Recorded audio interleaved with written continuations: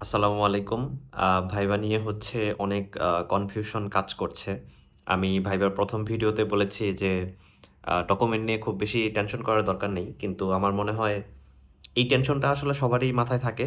তো আমি ভাইভাতে যে সকল ডকুমেন্ট গুছাতে হবে এগুলো নিয়ে আমি বলে দিচ্ছি। তো আমার কাছে হচ্ছে একটা লিস্ট আছে যেটা আমি কমেন্ট বক্সে দিয়ে দিচ্ছি। ওই লিস্ট ধরেই আমি পড়ছি। আমি যতগুলো ডকুমেন্টের কথা বলব সবগুলোই হচ্ছে ৩ কপি করে লাগবে আরকি, হ্যাঁ? এখন ১ নাম্বারে হচ্ছে এনআইডি মূল কপি। এখন অনেকের হচ্ছে স্মার্ট কার্ড থাকে বা আগের ভার্সনের এনআইডি থাকে, যেকোনো একটা হলেই হবে। এটা জাস্ট আপনাকে ভেরিফাই করবে যে আপনি সঠিক লোক কিনা। আর হচ্ছে অবশ্যই এনআইডি যেটা নিবেন ফটোকপিটা যেন ওইটারই হয়। ধরেন আপনি স্মার্ট কার্ড নিলেন তাহলে ফটোকপি যেন স্মার্ট কার্ডেরই হয় আরকি, হ্যাঁ? এটা হচ্ছে ইম্পোর্টেন্ট। এরপরে হচ্ছে ১ কপি অ্যাডমিট কার্ড।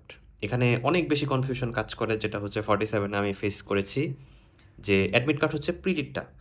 আপনি রিটেনের অ্যাডমিট কার্ডও ১ কপি ফটোকপি করে রাখবেন। আর প্রিলির যে অ্যাডমিট কার্ড সেটা ফটোকপি করবেন।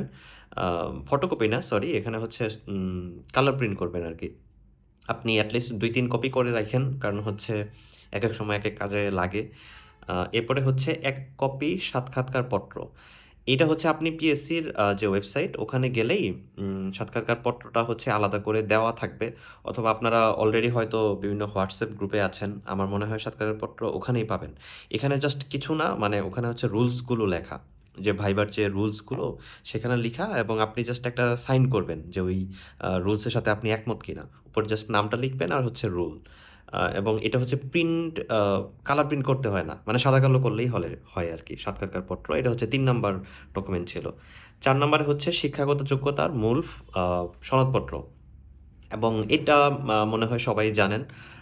এসএসসি, এইচএসসি, অনার্স এবং যদি মাস্টার্স থাকে তাহলে হচ্ছে এই ৪ টা আ মূল কপি নিতে হবে এবং তাদের হচ্ছে সত্যায়িত ফটোকপি থাকতে হবে।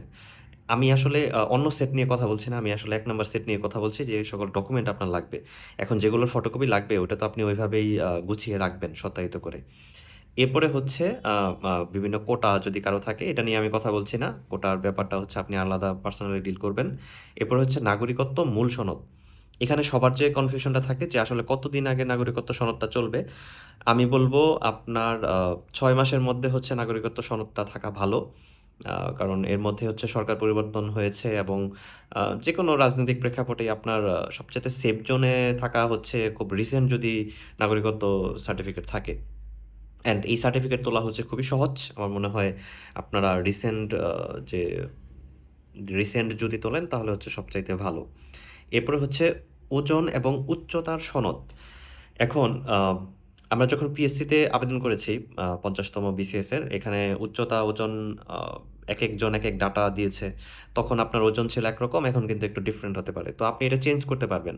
আপনি এটার সফট কপি যেকোনো হোয়াটসঅ্যাপ গ্রুপে পেয়ে যাবেন অথবা যেকোনো আ দোকানে গেলেও হচ্ছে এটা তারা দিতে পারবে।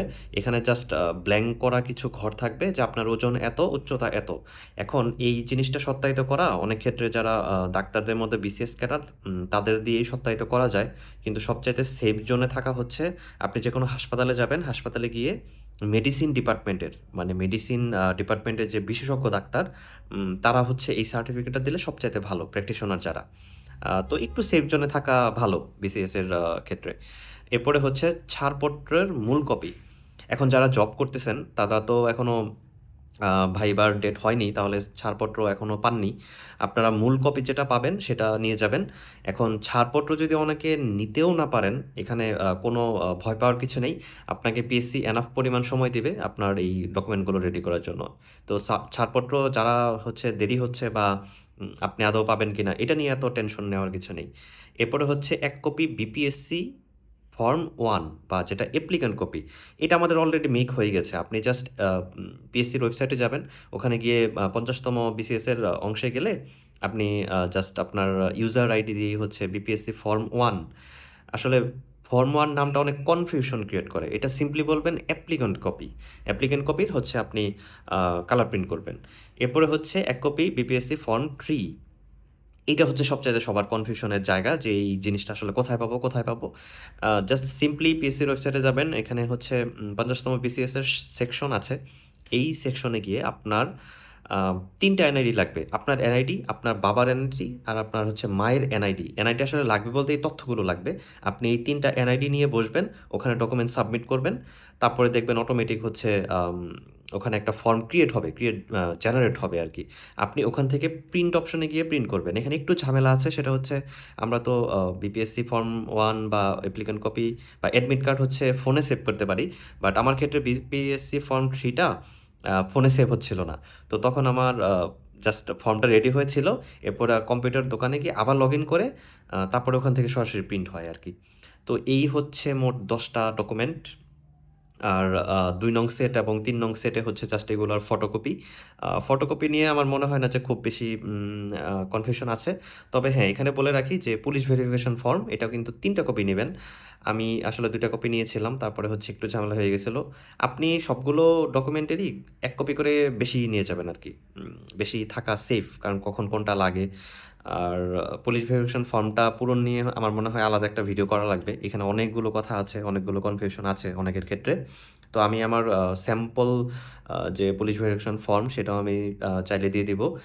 আর আরেকটা কনফিউশন সেটা হচ্ছে যারা বাকৃবির গ্র্যাজুয়েট আছেন, আ আমাদের ক্ষেত্রে একটু ঝামেলা, সেটা হচ্ছে আমি ভাইবা দিতে গিয়ে আ সার্টিফিকেটে আমাদের এটা ৪ বছর মেয়াদি কোর্সের কথা কোথাও লিখা নেই।